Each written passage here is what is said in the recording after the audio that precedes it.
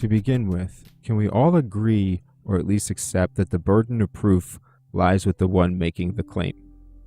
Please. If you are out there saying that races are real, where is your evidence? Where? In the scientific literature, the argument was last remotely serious in the 1960s. Everything which has been pointed to as evidence or claimed to be a genetic definition of race has failed at the level of even creating a coherent narrative, and the studies do not show race as a variable anywhere other than in the analysis of our perception.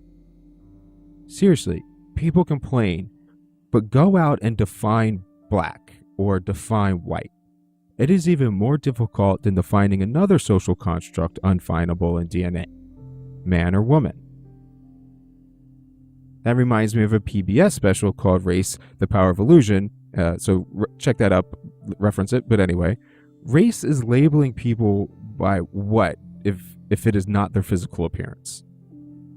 Would a quote-unquote black man born and raised in London be as black as a South African? Would a white kid raised on the streets of Detroit be more or less a part of American blackness than President Obama's daughter? What is the race of someone a quarter white, black, brown, and red? Are they quadra-race or multiracial? What about their kids? Should we track our percentages on our birth certificates so we can make sure we oppress and privilege at the appropriate proportions? I'm so tired, obviously, so tired of the dumb arguments. But back to the research. Here's an example of the general tone found in science.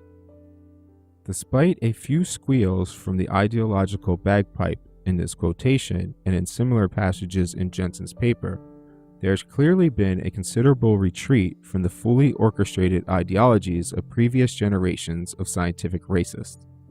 I nevertheless feel fully justified in applying the term scientific racism to their writings because they contain pseudoscientific dogmas which can be used and have been used to legitimate racially oppressive policies, notably in South Africa, and to perpetuate dangerous prejudices elsewhere.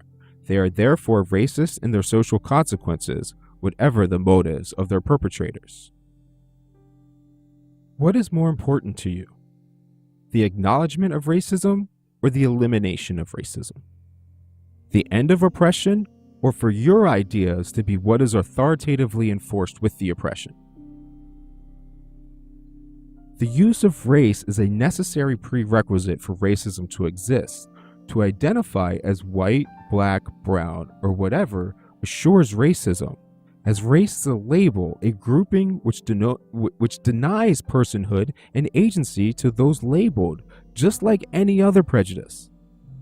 I get that we don't want to hear it, but those who fight for racial equality end up a driving force in the continuation of racism, as those researchers a second ago noted, because they contain pseudoscientific dogmas which can be used and have been used to legitimate racially oppressive policies and to perpetuate dangerous prejudices elsewhere. They are therefore racist in their social consequences, whatever the motives of their perpetrators.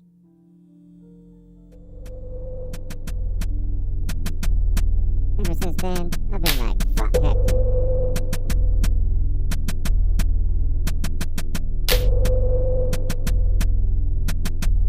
Fuck you, fuck you, fuck you. You're cool. Fuck you. I'm out.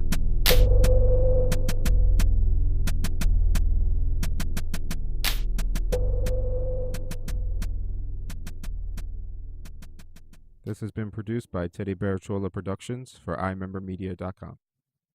Teddy Bear Chola.